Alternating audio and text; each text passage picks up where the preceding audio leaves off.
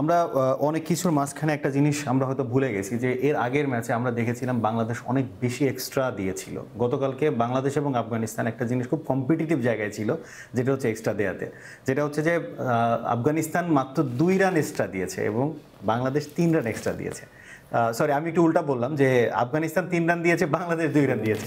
So এই জায়গাগুলোতে হচ্ছে যে কিছু জিনিস আমরা ডেভেলপ করেছি গতকালকের ম্যাচে, যার কারণে হয়তো দিন শেষে রেজাল্টটা আমাদের পক্ষে। অনেক ভাই, আমি একদম ছোট্ট করে জানতে চাও, বাংলাদেশের পেস বোলিং ইউনিট নিয়ে অনেক দিন ধরে আমরা কথা বলে এসেছি, পুরো এশিয়া কাপের এই 3টা ম্যাচেও কিন্তু আমরা দেখেছি।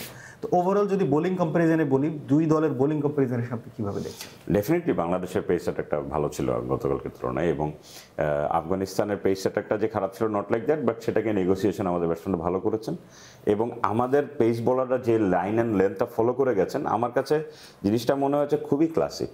শুধুমাত্র একটা জায়গায় হয়তো আমরা হাত দিলে দিতে পারবো, সেটা হচ্ছে যে তাসকিনের কিছু মানে লেন্থ বল, যে বলগুলোকে উনি হয়তো লাইনটা আর লেন্থটাতে একটু বেশি এই ওয়াইডিশ এরিয়াতে চলে গেছেন। উনি যদি আরেকটু ভিতরের দিকে থাকতেন, স্পটটা যদি আরেকটু 4th স্টাম্প 5th স্টাম্প জোনে হতো, বা 4th স্টাম্প জোন থেকে বল বেরোচ্ছিল, তাহলে অনেক বেশি ইফেক্টিভ হতো। এবং আরেকটা জিনিস হচ্ছে যে তাসকিন একটা ইনসুইঙ্গার একটা আউটসুইঙ্গার দিচ্ছেন, এটা ব্যাটসম্যান প্রেডিক্ট করে ফেলছিল, এবং যে কারণে ওই সেকেন্ড ওভারে কিন্তু ওনার বাউন্ডারি কনসিড করতে হয়েছে।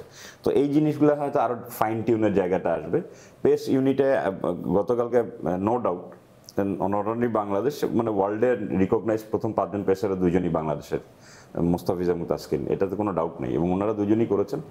তাসকিন শুরুতে যে প্রেশারটা দিয়ে গেছেন নাসুমের সাথে খুবই ভালো ছিল, এবং শেষের দিকে এসে মোস্তাফিজ প্রেশারটা যেভাবে হ্যান্ডেল করেছেন, ওনাকে চার্জ করছিল, এবং একটা ওইখান থেকে উনি রিকভারি করে এসে বাংলাদেশকে আসলে গুরবাজের আউটটা কিন্তু উনি এর আগেই কিন্তু হচ্ছে 4-6-এর একটা মধ্যে দিয়ে বের করে পরে বলে কিন্তু আউটটা করেছেন, এবং বলটা কিন্তু আসলে দুর্দান্ত ছিল। এবং আপনি তার চেয়েও ইম্পর্টেন্ট ছিল শেষের দিকে কিন্তু রশিদ অনেক অ্যাগ্রেসিভ ছিলেন, এবং উনি যদি থেকে যেতেন তাহলে কিন্তু অনেক মানে আমাদের আর একটা 6 বেশি হলেই তো তো উনি কিন্তু অনেক কনফিডেন্ট থাকেন। আমাদের আসলে দর্শকদের একটা বড় কষ্টের জায়গা ছিল যে বাংলাদেশের, আপনি যেটার কথা বলছিলেন যে বাংলাদেশ টপ 5 একটা বোলারের পুলের মধ্যে বাংলাদেশের 2 জন থাকে।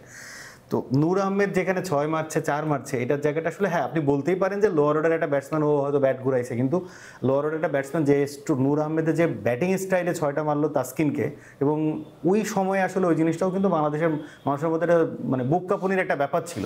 তো এই জায়গাগুলোতে প্রতীক ভাই আপনি কিভাবে চিন্তা করছেন যে এই জিনিসগুলো তো আমার কেন জানি মনে হয় যে আরেকটু বেটার হওয়া উচিত ছিল? আমি তো আগেই বলছিলাম যে আমরা আরো 15 থেকে 20টা রান কম কনসিড করতে পারতাম।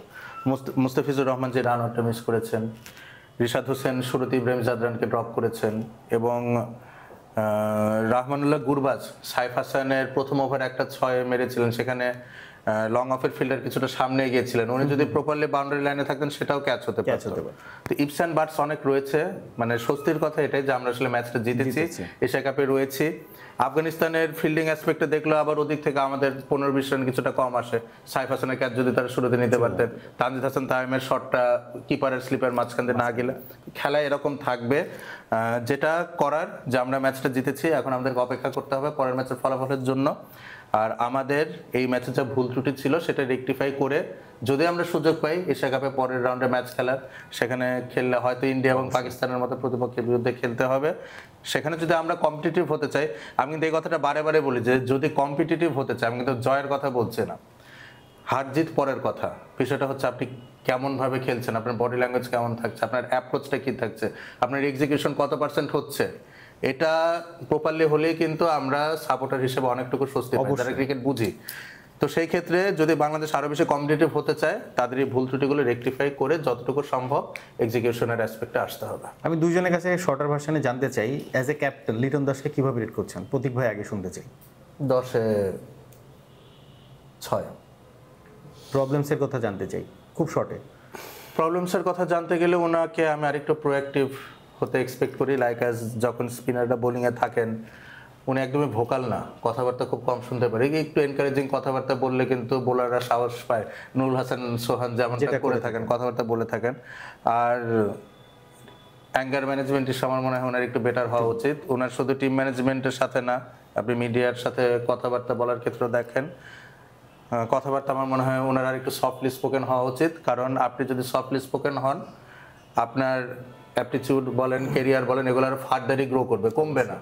বিনয়ী হয়, কোনো ক্ষতি নেই। তারপর মনে হয় এক্সপেক্টেড লিটন দাস নিজেকে নিয়ে একটু কাজ করতে পারেন। অনেক ভাইয়ের কাছে হ্যাঁ, এই যে 10-এর 6-7 এরকমই পাবেন। তবে গতকালকের ম্যাচের জন্য আমি ওনাকে আসলে এক্সট্রা কিছু মার্ক দিব। আমার কাছে মনে হচ্ছে Liton Das as a captain এর আগের ম্যাচগুলোতে যেরকম ছিলেন, গতকালকে আরও বেশি কমিউনিকেটিভ ছিলেন। হয়তো সেটা ওই ডিউরিং ওভারের ভিতরে দেখা যায়নি, বাট আপনি যদি অনলাইন টিভিগুলোতে যদি দেখেন যেখানে অ্যাডটা একটু কম ছিল, সেখানে আমরা দেখেছি আসলে ওভার শেষে ওনার কমিউনিকেশনটা আমার কাছে ওনার ফেসের মধ্যে একটা অ্যাগ্রেশন গতকালকে আমরা অনেকদিন পর দেখেছি। কিন্তু থাকে না যেটা অ্যাপ্রিসিয়েশনে, যেটা প্রতীক ভাই বলছেন, এটা আসলে আমাদের দর্শকদেরও চাওয়া যে উনি সবাইকে একটু থাকে না যে পিঠ চাপড়ে দেওয়া, যেটা আমরা বাংলায় বলি, ঠিক আছে 2টা 6 খাইছিস তুই, আর একটা 6 খাই, কিন্তু এর পরে উইকেট নিয়ে ট্রাই কর। ওইটা ধরেন আপনি স্টিভ ওয়ার ক্ষেত্রে দেখবেন যে উনি অনেক বেশি কমিউনিকেটিভ ছিল না, উনি অনেক রিজার্ভ ছিলেন। কিন্তু মানে ওই জায়গার সাথে লিটন দাসের পার্থক্য হচ্ছে লিটন দাস অ্যাঙ্গার ম্যানেজমেন্টে একটু পিছিয়ে আছেন। এইটা আশা করি আমাদের ক্যাপ্টেন আরো বেটার অ্যাপ্রোচে আসবেন।